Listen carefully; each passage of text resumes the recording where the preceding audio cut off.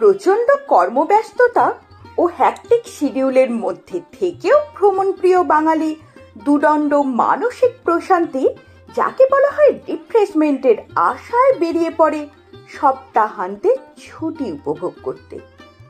কিন্তু যাবেন কোথায়? মন যা চায় সেরকম জায়গা না পেলে তো মনের প্রশান্তিই সম্ভব নয়। মন কি চায়? প্রচণ্ড গরমে ছায়া ঘন জঙ্গলে পাখির কলতান শুনে দুটো দিন কাটাতে, নাকি মন চায় ভাঙা দেওয়ালের সোঁদা গন্ধ ও রহস্যের খোঁজে ইতিহাসের পাতা উল্টে বছর 400 পিছিয়ে যেতে? অথবা ধরুন মন চাইছে স্নিগ্ধ সকালে নৌকো করে অজানার উদ্দেশ্যে ভেসে যেতে, নাকি মন চাইছে পরন্ত বিকেলে কোনো ড্যামের ধারে বসে সূর্যাস্ত দেখতে? অথবা ধরুন সঙ্গে বাচ্চা আছে, যার মনে এখনো এসব কবিত্ব আসেনি, সে বরং খুশি সামনে থেকে এক ঝাঁক হরিণ ময়ূর দেখে তাদের গায়ে হাত বুলোতে পারার আনন্দে বিভোর হয়ে থাকতে। আর এই সব ক্রাইটেরিয়ায় যদি আপনার থেকে থাকে, তাহলে বলবো হ্যাঁ, আপনি ঠিক ভিডিওই দেখছেন। আজ আপনাদেরকে যে জায়গায় নিয়ে যাব, সেখানে এই সব কিছুর সাথেও উপরি পাওনা হিসাবে পাবেন এক বিশাল কৃত্রিম জলপ্রপাত। চলুন আজ আপনাদেরকে ঘুরিয়ে আনি পশ্চিমবঙ্গের হিডেন জেমস মুকুটমণিপুর থেকে। Good morning everybody. আজকে আমার ট্রিপটা বাঁকুড়া পর্যন্ত। বাঁকুড়া বলতে সম্পূর্ণ বাঁকুড়া নয়, বাঁকুড়ার মুকুটমণিপুর সাইড, ঝিলিমিলি সাইড এবং পরেশনাথ, বাঁকুড়ার পরেশনাথ থাকবে। তার সঙ্গে আরও কিছু অফবিট জায়গা থাকবে, সুতান ফরেস্ট, একটা গভীর জঙ্গল, সমস্ত কিছু নিয়ে এবারের আমার আজ ভ্রমণের প্রথম দিন। যে কোনো জায়গা ঘুরতে গেলে একটু ভোরেই বেরোন। এখন গরম, সেক্ষেত্রে এই ভোরবেলাটা ভীষণ উপভোগ্য। যারা কলকাতা থেকে আসতে চান তারা বাসে সোজাসুজি মুকুটমণিপুর আসতে পারেন, অথবা ট্রেনে বাঁকুড়া পর্যন্ত এসে সেখান থেকে গাড়ি বা বাসে আসতে পারেন মুকুটমণিপুর। তবে মুকুটমণিপুর এবং তার চারপাশের সমস্ত সৌন্দর্য উপভোগ করতে আপনাকে একটা গাড়ি ভাড়া করতেই হবে। তবে এখন যেহেতু বেশিরভাগ মানুষ বাইক বা নিজের গাড়িতেই ঘুরতে যেতে পছন্দ করেন, তাই আমি সেভাবেই ট্যুর প্ল্যানটি সাজাচ্ছি। তবে আমার মতে গাড়ি না থাকলেও যদি গাড়ি ভাড়া করে আসেন, সেক্ষেত্রে সাশ্রয় অনেক বেশি। আপনারা খড়গপুর হয়ে যদি আসেন, রাস্তা সেক্ষেত্রে সবচেয়ে কম, মোটামুটি 210 কিলোমিটার মতো। বেশ কিছুটা পথ জঙ্গলের মধ্যে দিয়েও। তাছাড়া আরামবাগ হয়েও আসতে পারেন, দূরত্ব মোটামুটি 240 কিলোমিটার। তবে এই রাস্তাতে সময় লাগবে অনেক বেশি। যদি বিষ্ণুপুর বা অন্য কোনো জায়গা না ঘুরে শুধু মুকুটমণিপুরে আসতে চান, তাহলে আমার মতে বেস্ট রাস্তা হলো দুর্গাপুর হয়ে। সেক্ষেত্রে 270 কিলোমিটার মতো ডিস্টেন্স হলেও সময় লাগবে অনেক কম। যেদিক দিয়েই আসুন না কেন, বেরিয়ে পড়ুন ভোর 4টে থেকে 5টার মধ্যে। তাহলে অনায়াসে 10টা থেকে 11টার মধ্যে আপনি পৌঁছে যাবেন মুকুটমণিপুরে। আমি যাচ্ছি দুর্গাপুর থেকে। প্রথমে ক্রস করব দুর্গাপুর ব্যারেজ। 34টি গেট সমন্বিত দামোদর নদের উপর নির্মিত 692.2 মিটার লম্বা ও 12 মিটার উচ্চতা বিশিষ্ট ব্যারেজটি নির্মিত হয়েছিল 1955 খ্রিস্টাব্দে, যেটি সংযোগ ঘটিয়েছে দুর্গাপুরের সাথে বাঁকুড়া জেলার, এবং যেটি দুর্গাপুরবাসী ও বর্জরাবাসীর পানীয় জল সরবরাহের প্রধান মাধ্যম। এরপর চলে আসলাম বেলিয়াতোড়। হ্যাঁ, সেই জায়গা যেখানে বিখ্যাত মিষ্টান্ন মেচা। তবে আজ তা নিচ্ছি না, নেব ফেরার পথে। এখানে অল্প ব্রেক নিয়ে একটু চা ও ব্রেকফাস্টও সেরে ফেলতে পারেন এই বেলিয়াতোড়ে। এমনকি এখানে পাবেন উটের দুধের চাও। ইচ্ছা থাকলে চেখে দেখতেই পারেন। এরপর বাঁকুড়া শহর ক্রস করে এগিয়ে চললাম খাতড়ার দিকে। খাতড়া মোড় থেকে ডান দিকে বেঁকে সোজা গেলেই মুকুটমণিপুর। কিন্তু তার আগে ঘুরে আসুন এই কৃত্রিম জলপ্রপাতটি। খাতড়া মোড় থেকে একটি মাটির রাস্তা বাঁদিকে উঠে যাচ্ছে খাল বরাবর। সেটা ধরে একটু এগিয়ে গেলেই পাবেন জঙ্গলে ঘেরা এই কৃত্রিম জলপ্রপাতটি। তবে বৃষ্টি না হলে বা খালে জল না থাকলে এই সৌন্দর্য আপনারা দেখতে পাবেন না, আর জল থাকলে মন ভরে যাবে। এরপর সোজা মুকুটমণিপুর।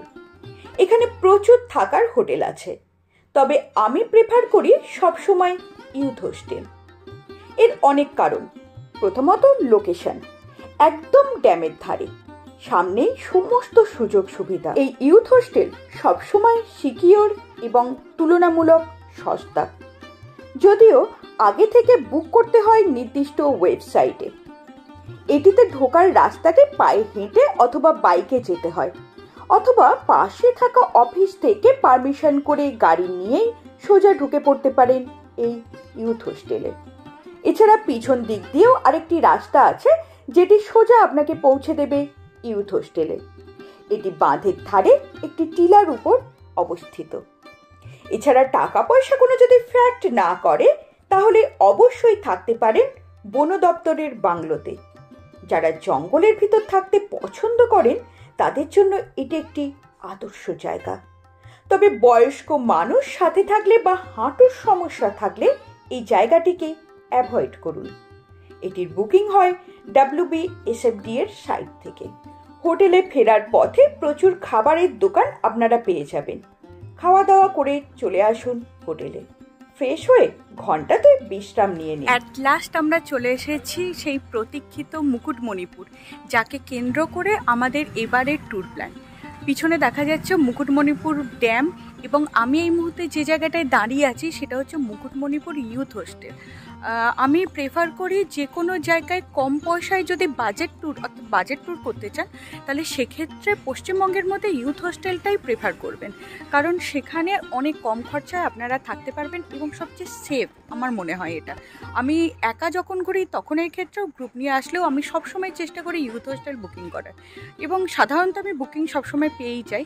এই মুহূর্তে আমি ইউথ হোস্টেল পৌঁছে গেছি। এখানে ব্যাগপত্র রেখে একটু ফ্রেশ হয়ে বেরিয়ে যাব আমাদের মুকুটমণিপুরকে কেন্দ্র করে যে গন্তব্য, যতটা দেখার সেই দেখার উদ্দেশ্যে। তাহলে চলুন শুরু করা যাক মুকুটমণিপুরকে কেন্দ্র করে আমাদের ট্যুর। সূর্য পশ্চিমে ঢলে পড়ার আগেই পৌঁছে যান নৌকো ভ্রমণ করতে।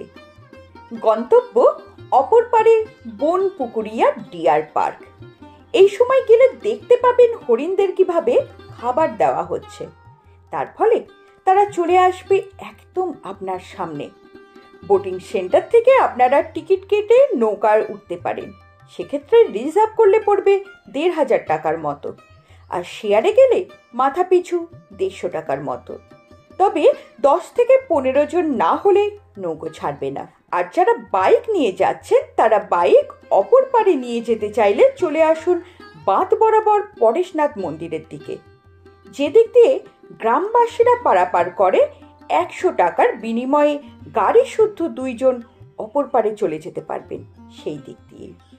আর সবচেয়ে বড় ব্যাপার, এটি কাঁসাই ও কুমারী নদীর মিলনস্থল। এই নৌকা ভ্রমণ এক দারুণ অভিজ্ঞতা। আমরা নৌকা করে বাইক নিয়ে পৌঁছে গেছি অপর পারে, যেদিকে ডিয়ার পার্কটা আছে। ওখান থেকে বাইক নিয়েই আমরা ডিয়ার পার্কে যাব।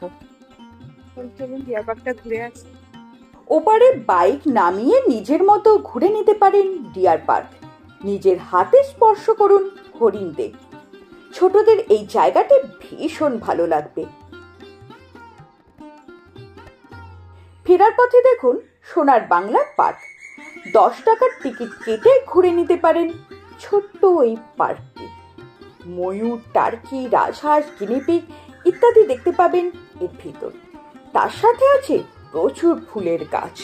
এরপর দেখে নিন কাঁসাই ও কুমারী নদীর মিলনস্থল।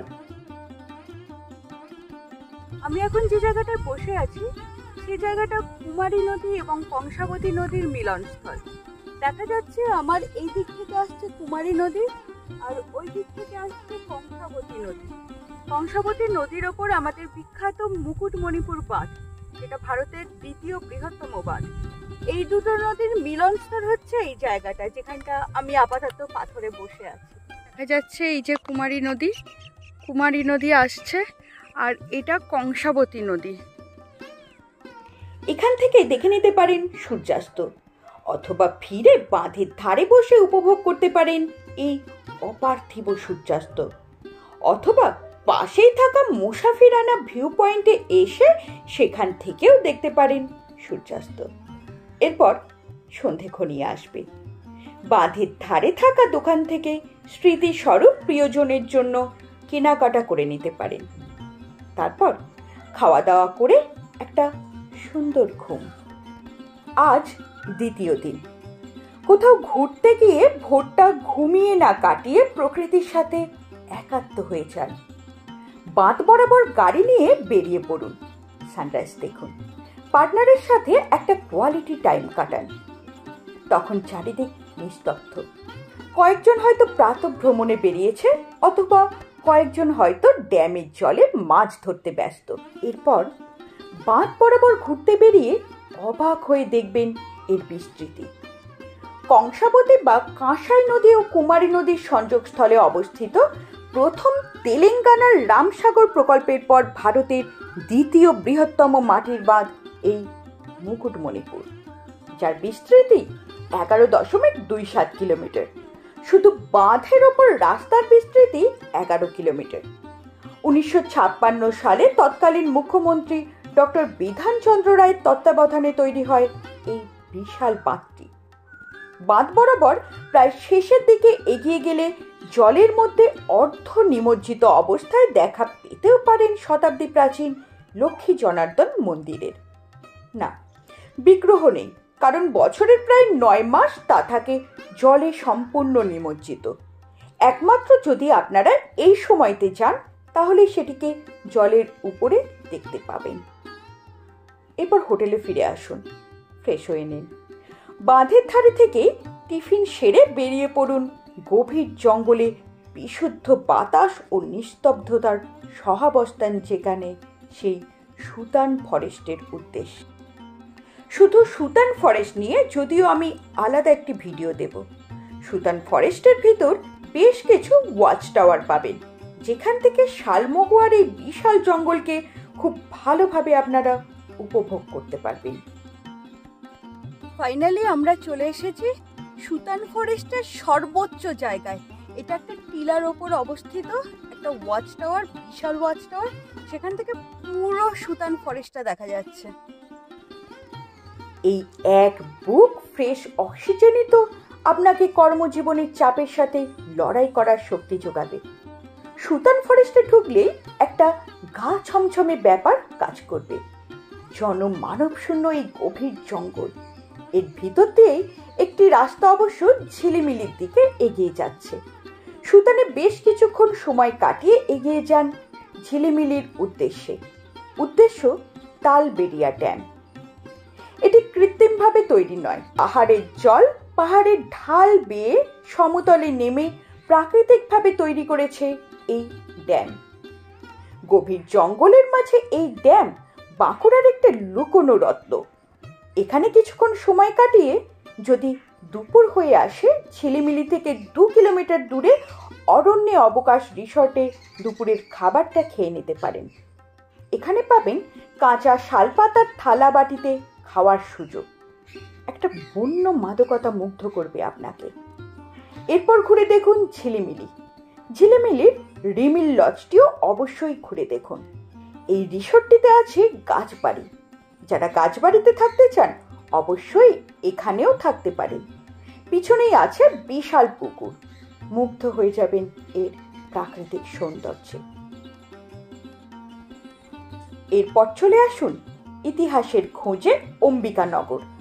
রাজা বা রাজপাট কিছুই নেই, কিন্তু যে রাজবাড়ির ধ্বংসাবশেষ মাথা তুলে জানান দেয় এক সময়ের আভিজাত্যে।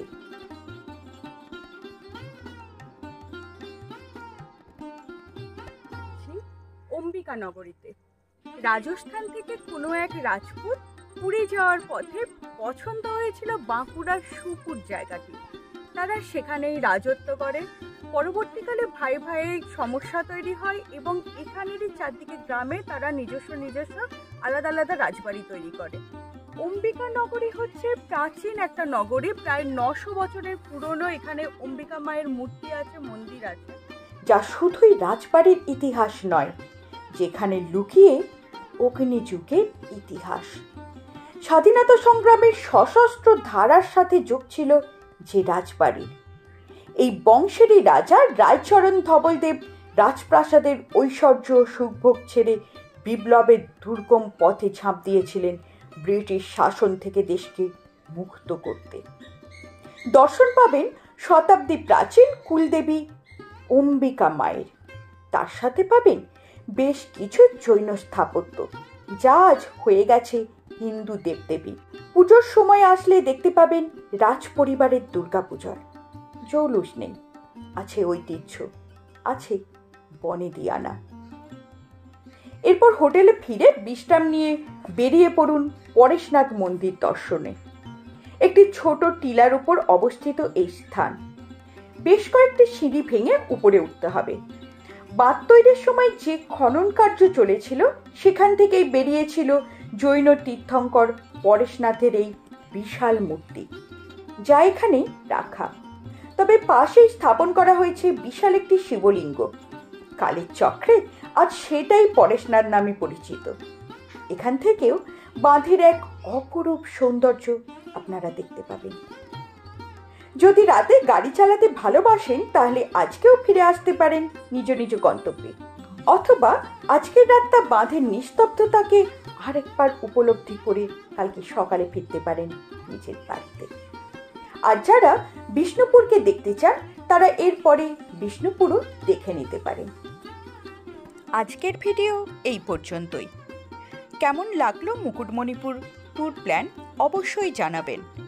এরপরে কোথাকার ট্যুর প্ল্যান জানতে চান, অথবা আপনার বাড়ির পাশে কোনো বিশেষ জায়গা থাকলে সেটাও আমাকে জানাতে পারেন। আমি পৌঁছে যাব সেই অঞ্চলে, সবার সামনে তুলে ধরব সেই অঞ্চলটিও। অসংখ্য ধন্যবাদ সম্পূর্ণ ভিডিওটি দেখার জন্য এবং আমার সঙ্গে থাকার জন্য।